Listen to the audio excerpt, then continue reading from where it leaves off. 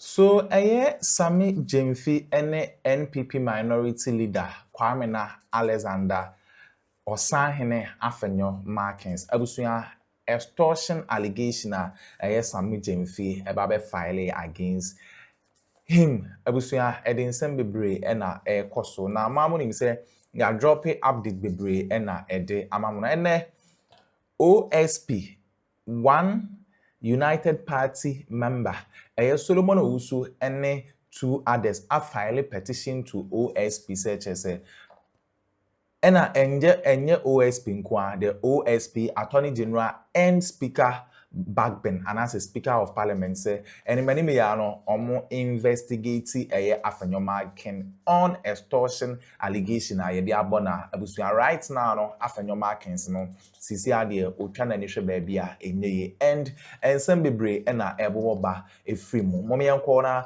yenkonko tie ensem ana as petitioner akwakodru sa akasifo yi enim na baby a Afenyo Markins yede no ebefa na yeba yede de aka ato amso abusuya na ansa na ebekọ Ghana ha se open computer papa and a laptop papa na we use aboria perosi computers and accessories se ho and now obinya laptop papa na we using the location enye irakwan o Kumase Buokrum Estate Eli pick number na egu screen no as na ansa na ebekọ no ade ba akwa ede wo mnisese ukra low budget no obema high quality laptop na we use embonra yensem ye ba yede aka ebeto amso of the special prosecutor on the extortion claims made against minority leader Osahin Alexander Afenyo Markin.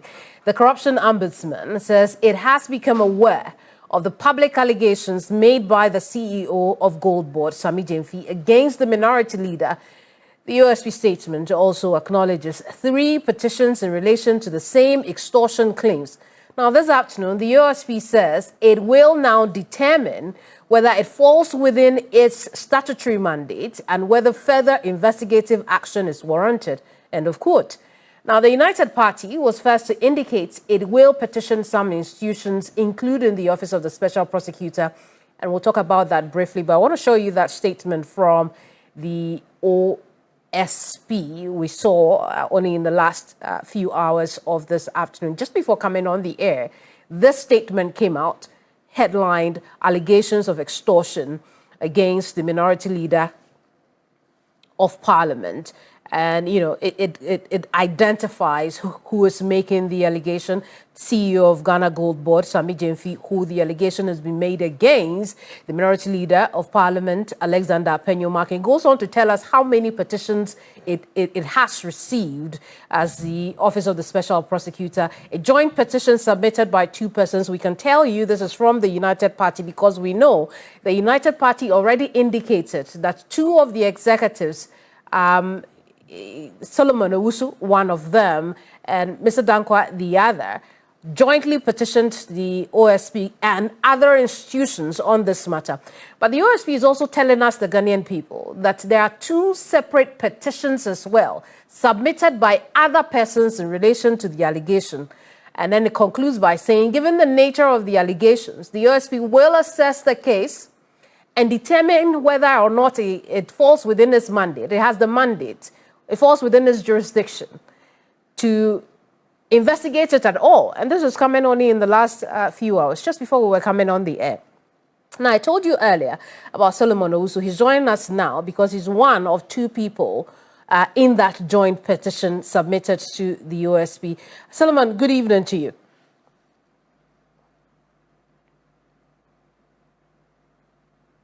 Well, I'll try again. Solomon, if you can hear me. The OSP has now responded to your petition. Your thoughts? Well, it's good for democracy, except that we have received it with cautious optimism, especially with our background, with our engagement with the special prosecutor. Remember, almost a year ago, we submitted a similar petition concerning the former Vice President, Dr. Mahmoud Bawumia, on his own pronouncement that he single-handedly procured 300 vehicles. And as we speak, we are yet to hear any concrete steps by the OSP to investigate the former Vice President. But if he says he's taking a look at it, we hope that he is able to right the wrongs of yesterday. Well, it would appear the OSP can't catch a break from its past. But let's focus on the matter of today. The OSP says, look, I want to look at this document, assess it, and see whether or not it falls within my mandate to investigate it. How does that bit of the, the statement come to you? Well, under the Act 959, the OSP has specific functions to provide, and so if they say they are taking a look at it as to whether or not our petition situates into the function that they are supposed to provide, we have no difficulty at all. Bear in mind, this petition has also been submitted to 4 other institutions, so we strongly believe, the essence of this petition and submitting it to more than 4 institutions is to get all institutions that work in the interest of the state towards corruption to work together so that we can come to a conclusive determination of this matter. We are talking about extortion, and extortion has some components that has to do with corruption and also crime. And I know for a fact that the OSP's office under Act 959 is to investigate corruption and corruption-related offenses. So if they say they are looking at it, we will give them the benefit of the doubt. Right, Solomon, I want us to look at that petition. What exactly did you put together for the OSP to look at?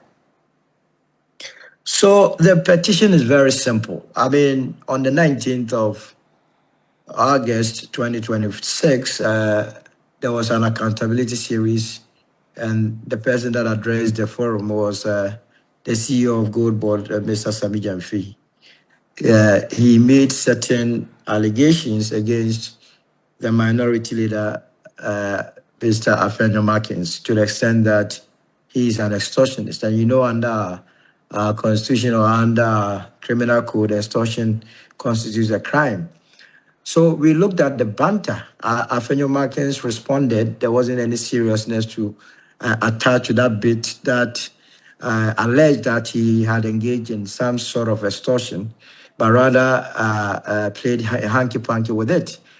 Then Sami Jamfi again on Saturday on Newsfile re-echoed that position that indeed Afenyo Markins has engaged or attempted to extort, and that he was daring Afenyo Markins to sue him or have him have a common program so that he could expose Afenyo Markins. And we realized that if we did not take care, this thing was going to be reduced into a radio and TV discussions back and forth where we would not be able to see any conclusive outcome. It's the reason why, together with my brother Pierre Dankwa, we said we needed to save the state. There are institutions. The institutions that we have petitioned didn't need us to petition, but we have realized that some institutions on their own will not act if we do not petition. So the petition is to bring to fore or to cause Sami Jamfi not to be dared to provide the evidence to show or to save this country. Because if a minority leader who is operating within the confines of the Constitution, who has a fiduciary duty to the state, the role that he plays, he's supposed to use it to serve all of us our interests and not to line his pocket. And if an allegation is being made to the extent that all that he is doing is to extort money from people in public offices, then he is behaving outside the remit of the Constitution. As a citizen of this country, that would be the last thing. Flouting the Constitution with impunity means we don't have any democracy. So we want Sami Jamfi to substantiate the allegations against Mr. Afenyo Markins. Remember, Mr. Afenyo Markins has been a one-time majority leader before. He has been the board chair of Ghana Water Company before. He has been the board chair of ECG. If it is so established that indeed extortion is part of his modus operandi, then the investigation is further expanded to his tenure as a majority leader, as the board chair of ECG and also Ghana Water Company, to see whether or not the debts that we even incurred in these areas were as a result of some of these behaviors. So it's a very serious matter that we attach all the importance to it, all the seriousness to it.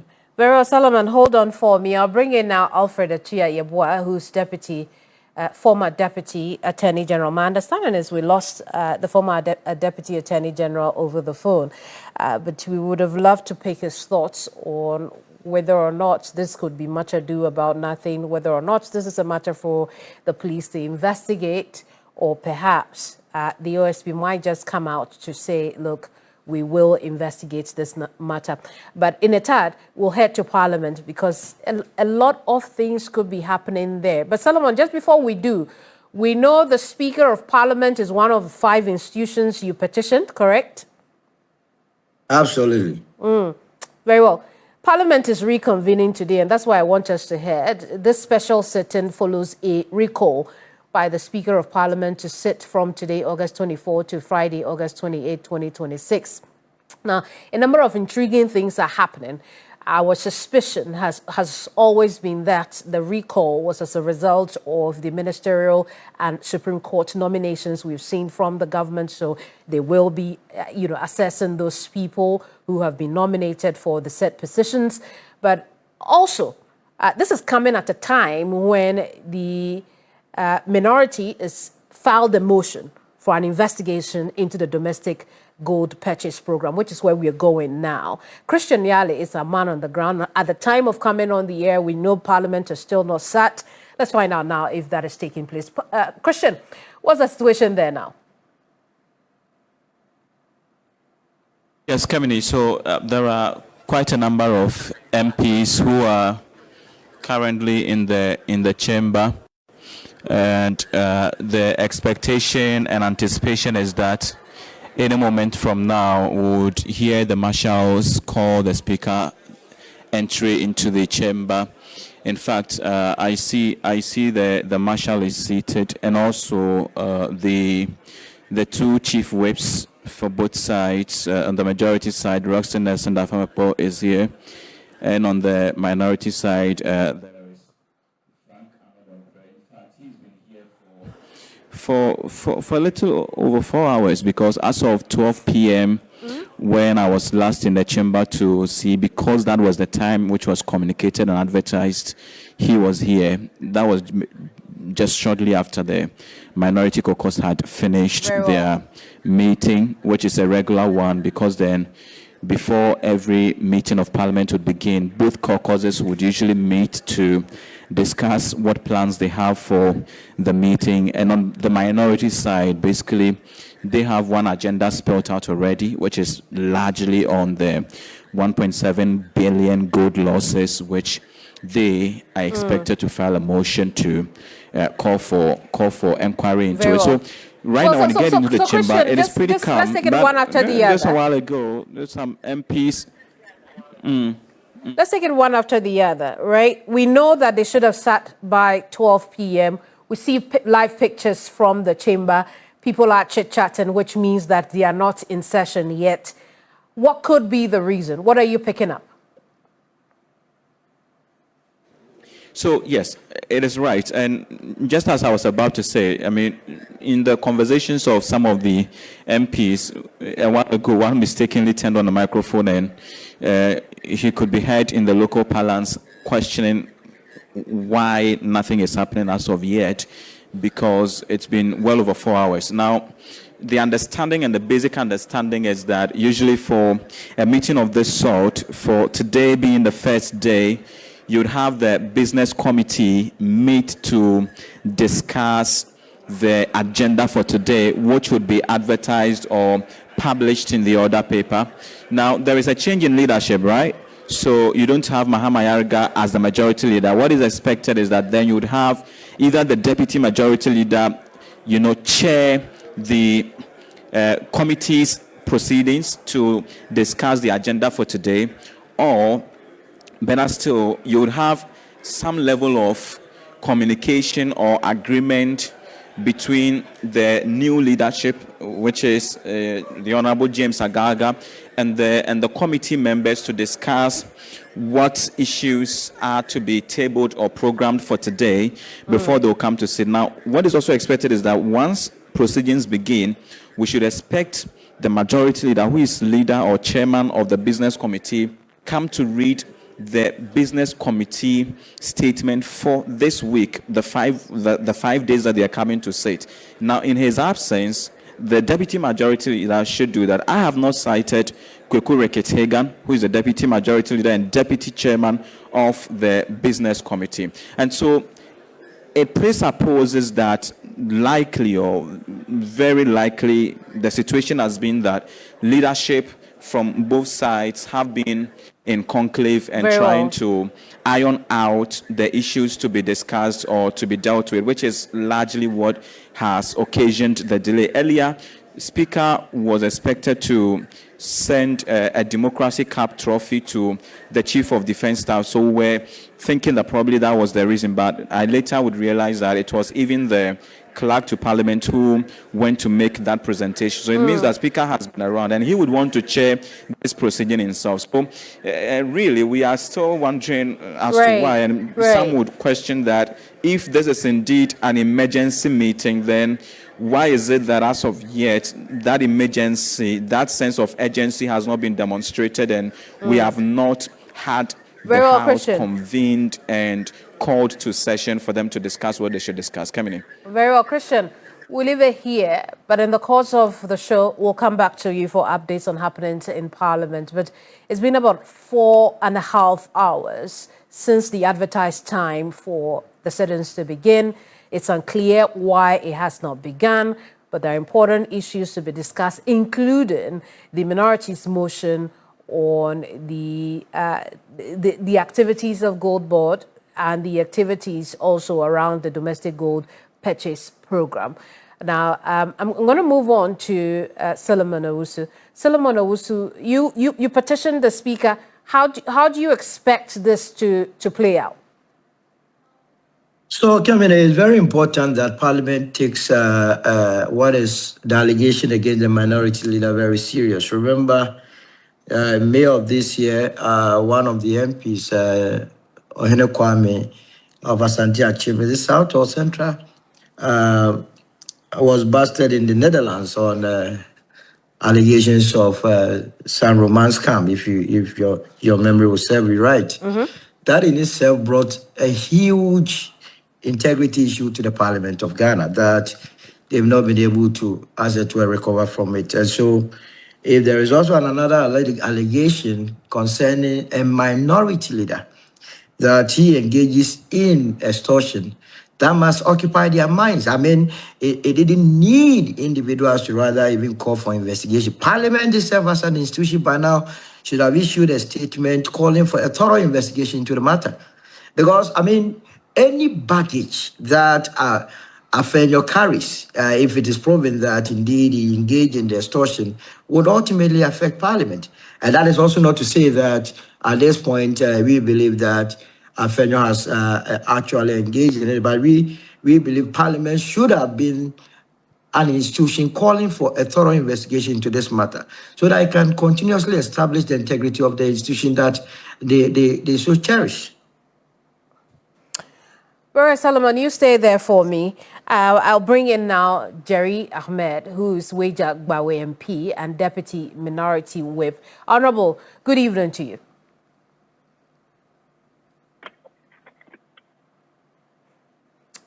Well, I'll try. Good evening. How are you? We're doing well. Honorable, let's talk about the sit-ins today. Is there a special reason why sit-ins have not started yet, even though the advertised time was 12? Oh, we are just about to start. You know, what we usually do is to engage more on issues before we go into the chamber. So we first had the business committee meeting, and there have been few agreements and non-agreements or disagreements, and therefore there was a need to have some more engagements, and we're about to have conclave and then go into the chamber. So yes, these are sometimes bound to happen. I see. Today's is unusually long, and it's got people very curious about why. Could it have been because of your motion? Oh, no. I think it has been largely because it's a recall. You know, most people have traveled and they had to come back from their constituencies. And so, being a Thursday, you usually not get people coming in like that. So I think they're also expecting numbers, and that is also one of the reasons we may have not started, but largely because we had a business committee meeting. Very well. Honorable, I want you to take a listen to Sanerugu MP, and a member of the Finance Committee in Parliament, who spoke on the motion that the minority filed. Let's take a listen. Curiously, there's no mention of gold board. The 2025 motion. This current motion, I see. there is no single mention of gold board. What is in it? They are saying that it set up an investigative committee or an ad hoc committee to investigate the losses accruing from the domestic gold purchase program in 2025. Does it identify who should be No, invited? and they now talk about Bank of Ghana. So in the entire motion filed by the minority, the only body mentioned in that request is the BOG. So my point is that, why did you drag in the CEO of the gold board? Why did you drag in the whole gold board So you're conversation? telling us that the minority's motion is filed in Parliament to look into the domestic gold program is inviting the central bank governor and not the CEO of gold board? There is no mention of gold board at all in the motion.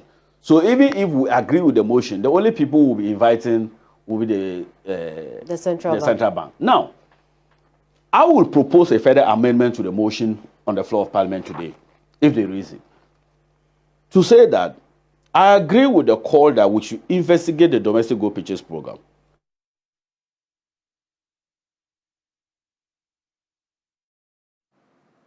There'll be more on that later. But Honorable, you heard him. He says that the motion you filed really does not have gold board in it at all. Is this true? So respectfully, who is that? Oh, the Sagnerogu MP, the Honorable Ataisa. Honorable Ataisa, then he hasn't read the motion. If he's read the motion, he won't make the statement. Let me give you, if you will allow me, please just permit me to read just a portion of the motion. And then I am a signatory to the motion. I'm an applicant. Just like Honorable Kujo Ponkuma, Honorable Amin Adam, or Honorable Foko, and Honorable Vicenta Sefa, and then Honorable Che. So if he hasn't read the motion, unfortunately, as a member of Parliament, he didn't have to say what he hasn't seen and read. Let me make reference to the motion for you. Just hold on a second. And then, because this is what the motion says. Notice of motion under 127. And then let me just go ahead and present it. It is that this Honorable House, pursuant to Article 103 of the 1992 Constitution, and Standing Orders 204, 212, 213, 262, and 26. Right, Honorable, are you still there? Let me make the point, please. Let me make the point. If you call me, listen to me. If you are not ready to say I thought we lost you, Honorable. Yes, so listen to me, please. You said you wanted to find out, so I'm giving you the details of it. And it goes on to say that to investigate the circumstances under which $1.7 million loss was incurred in gold trade transactions between Gold Board and the Bank of Ghana for 2025, and the circumstances under which the Bank of Ghana declared a loss of 9 billion cedis for the year 2025. That is the beginning of that's the commencement of the motion. That is what has been captured. So how can anybody tell you that that is not an issue for discussion or inquiry? He didn't say it's an issue for discussion. He says that you says didn't. That has not been captured. Yes, you didn't mention gold board at all. But I've just read to you. And does it not include gold board? Did you not just see a gold board? That it is the activities or the transactions that gold board or the positions of gold board that has to be investigated. That has led to the loss of 1.7 billion, an equivalent of 22 billion Ghana cedis. So how can anybody say otherwise? That is clear. And I can share a copy of the motion with you for you to peruse and review and whatever you want to do with it, respectfully. But both board and Bank of Ghana, their activities have cost us 22 billion loss. And we are saying that we want to have another committee set up for an inquiry into the activities. That's all. Why an ad hoc committee and not any of the committees you already have? The finance committee, the economy committee.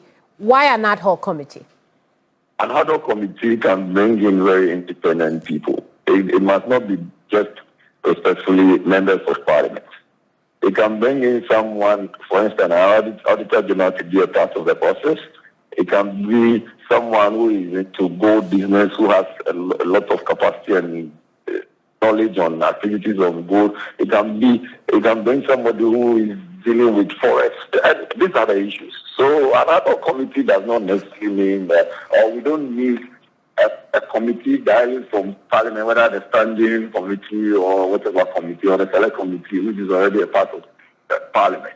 We are looking at bringing all the independent-minded people also on board to, as it were, get the details of the activities and operations of the Gold Board and Bank of Ghana in whatever transactions they do, and in reference to gold business. Very well. Honorable, is it minority expectation that the motion will see light today? Well, we are just going to the chamber. If there is an opportunity and the same has been captured, we would have to say moved. But obviously, first of all, it has to be admitted by the Right Honourable Speaker. And if the Right Honourable Speaker admits it, then we are good to go. And then he can say today that, okay, we can take this motion or we cannot. And that is within his remit, really. It is not within the remit of members of Parliament. That is the power the Speaker has. Speaking of the Speaker, we know that a petition has gone to the Speaker to look into allegations of extortion made against your leader. How concerning is this to members of the caucus? You are dealing with a chronic liar, a pathological liar. Somebody came to me this morning and said, look, this guy is a lying machine. This is what he has been doing over the period. Was he not the same person who said $40 million has been paid to Akufo-Addo? And Akufo-Addo has been baffling on private jets. And Baumia is the owner of Hatel and he is receiving all money from ECG apps. It's not the same person. Who are you referring to as a pathological liar? Make my point. When you ask me questions, respectfully, allow me to I want to know who you are referring to as a pathological liar. I'm referring to the one who is making comments of extortion. All right. I'm referring to Sami Jansi. I'm referring to the CEO of Gold Board. Is he not the same person? He's a chronic liar. He's a pathological liar. He's someone who has been consistent with lies. So if me, Sami Jansi calls me by any name, I'll take it as very trivial. I won't even pay attention to it. But let us deal with the issues. Was he not the same person who was on boats crossing river bodies and having press conferences all over the place? Is he not now the number one beneficiary of Galamsey? So if he is saying reason to say that somebody is an extortionist, I will not even think about it. But let us deal with the issue. You call someone an extortionist, you are a legal practitioner. Then he hasn't affected his mind to the laws of this nation. And he doesn't understand his civic responsibilities. Because if you are calling someone an extortionist and you are a public officer, the law is simple. It is a second-degree felony. It comes under Section 151 of the Criminal Offences Act. And I think 247. What you need to do is to go to the machinery that you wield. That is what government wills. Government wills authority and the machinery to investigate matters of such nature. That you can say that, oh, one has extorted. Prove beyond every reasonable doubt, make your case, have the person picked up, deal with the issues. But you are there because now you have been told that there are 22, you have whatever, you've made losses of 22 billion Ghana cedis. That is when now you find it very reasonable to raise issues of extortion. Honorable. If you knew that, please, if you knew that somebody had extorted from him, he could have gone to either Shraj, Yoko, BNI, OSP, solely, including the Ghana Police Service, very professional set of people, to say that this man threatened me, blackmailed me, he extorted this amount of money because he wanted to do this. Very honorable. And I told Yes, please. We know some petitions have gone out already, but all that you have said, at no point are you telling the Ghanaian people that my leader will never extort money from anybody. You have not asked me that question. I'm dealing with the person, the subject in question. I'm telling you that the subject let me ask you the question. Let me make the point. I will do so. The subject in question, if you go and sit somewhere and call me an extortionist, I'm sure people will give credit to your remarks because with all due deference to you, you have integrity. But if it is somebody who has been born as a liar, categorically making statements when he knew very well they were not true, and he has been consistent with saying, I do not see why people will give credence to that. But knowing Alexander Afenyo Markin, which was, by God's grace, he is not a pauper. By God's grace, he has some blessings. He will not and he shall not extort from anyone, especially some agency. He shall not. As a legal practitioner who is supposed to understand the laws and how criminal procedure operates, the expectation would have been that if you are calling someone, if you are saying somebody has extorted from you or is extorting from you, you would have gone to the police. You would have made your case. The police would have investigated the matter, and then the police would then find this person culpable or liable would now go to the extent of what? Taking an action, including prosecuting this person. But you waited because you want to divert attention and distract people from dealing with the issues of Gold Board and Bank of Ghana and the 22 billion loss. Now you want to call somebody an extortionist. We are not going to be distracted. We are not going to go away from dealing with the 22 billion loss that Gold Board and Bank of Ghana have cost the Ghanaian people. And if you want to know, find out the basic questions. Who are the off-takers? How are you able to determine discounts? Who determines discounts? Who determines the forest rate? If the forest rate is 10 cedis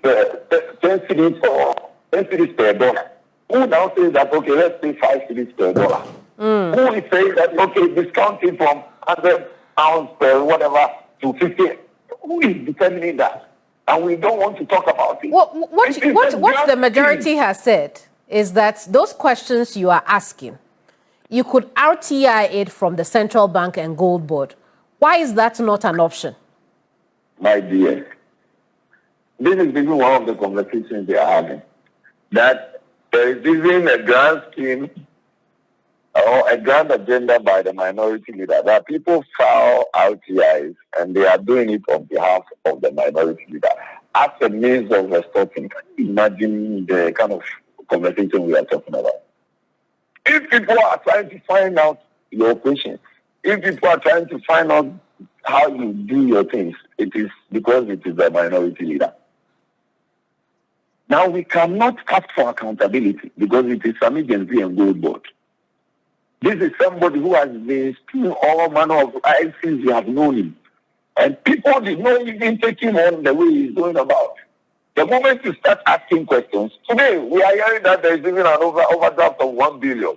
And they don't want us to talk about it. Then you come and issue a statement Gold Board has denied that claim, says it's not true. But what have they not denied? Didn't they even deny the 240 million losses when we even said it was 240? Go to the records and check. When we even said it was 240 million, they denied. Unbeknownst to us, it was even 22 billion. Honorable, here's my final question to you on the subject matter, right? Should the Speaker entertain the petition to investigate the allegations against your leader?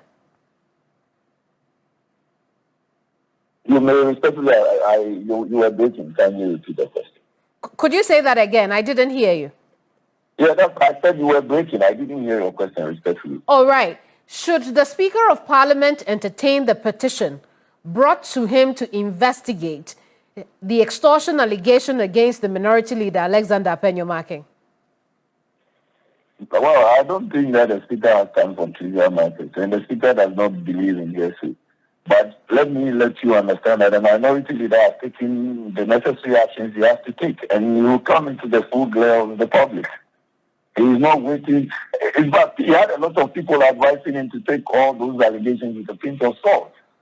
But, you know, because you are the minority leader, you have to let people understand that yes, you won't countenance such baseless and useless accusations, especially coming from a chronic pathological liar. Very well, lying Honorable. machine like Sammy. We'll leave it here. Thank you very much for your time. The Honorable Jerry Ahmed is Wejagbawe MP. He's also Deputy Minority Whip in Parliament. I still have with me Solomon Owusu. Solomon, you heard Jerry Ahmed when I asked him about the Speaker entertaining this matter.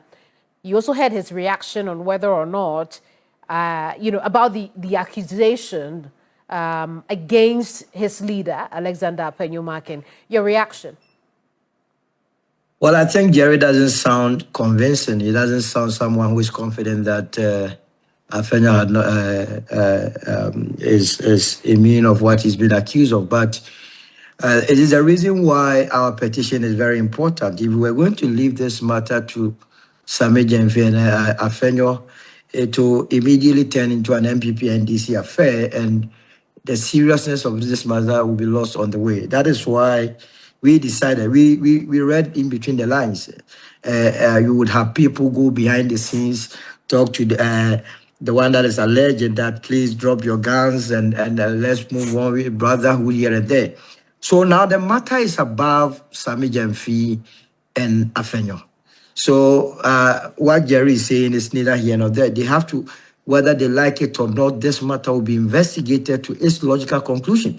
Because ever since we petitioned, it will interest you to note the amount of information we are receiving regarding journalists, regarding politicians who have made it their duty to be extorting from public officials is mind-blowing. And it seems to me that it's a canker that people are afraid to confront it. And it's one of the reasons why corruption is on the ascendancy in our part of the world. So Jerry attempted to trivialize the matter. When you ask him, does he believe in Afenyo, he wasn't too clear, he wasn't too sure. When you asked him whether the Speaker has to investigate, he wasn't bold enough. But we want the state institutions to take this matter serious. Public officials must note that the authority that has been vested in them is to be used to serve only the interests of the public and not to be used to line their pockets. And if it is established by this investigation that has actually taken place, then God save this country. Remember, he has been a board chair of Ghana Water Company, ECG, and majority leader before. And that's what we are dealing with currently. Solomon, Jerry also makes a point about why the alleged victim of extortion will not go to the police directly. It sounds about right, because it's a criminal activity, so to speak. It's a criminal attempt to want to do that. Why is that element missing? Why is no one asking, if that happened to you, why didn't you go to the police? So I'm not in a position to speak for Sammy Jemfi. The reason why, the same question of why is why we have petitioned. So that all the whys and all the do's and don'ts will be answered by an investigation. As why Sammy did not report the matter would be answered by the investigation. As to why Afenyo decided if indeed something of that sort took place would be answered by the investigation. So you see why the petition is so crucial, so important. It's to address all these issues. Very well, Solomon. We'll have to wrap up our conversation now. Thank you so much for your time. We look forward to how the Speaker deals with your petition in this week of return to Parliament. Now, because the Minority Deputy Whip touched on the issue of overdraft, I'm obliged to read the statement also from Gold Board, because this has been a matter going on. The Gold Board has released a statement on the back of that saying that the 1 billion Ghana cedi overdraft allegation is false and malicious. They go on to say that, for the records, Gold Board has never at any time since establishment taken a loan, overdraft, or any debt instrument from the central bank or any financial institution whatsoever. The claim being made is contrived and should be treated with utmost contempt. We entreat the MP in question, who made this claim initially, to unequivocally retract and apologize for putting out this falsehood. This is coming from Gold Board in response to allegations of a 1 billion cedi overdraft. Now, we'll stay on the subject of Parliament return. So, abusia, when and some a course so our political highway so petitioner yeri akwakoma akesifoi the Attorney General, Speaker Bagbin, and OSP no and on some and yedi brem. But I must say some of Japan kokotisa and some way edema aha gossip politics TV so.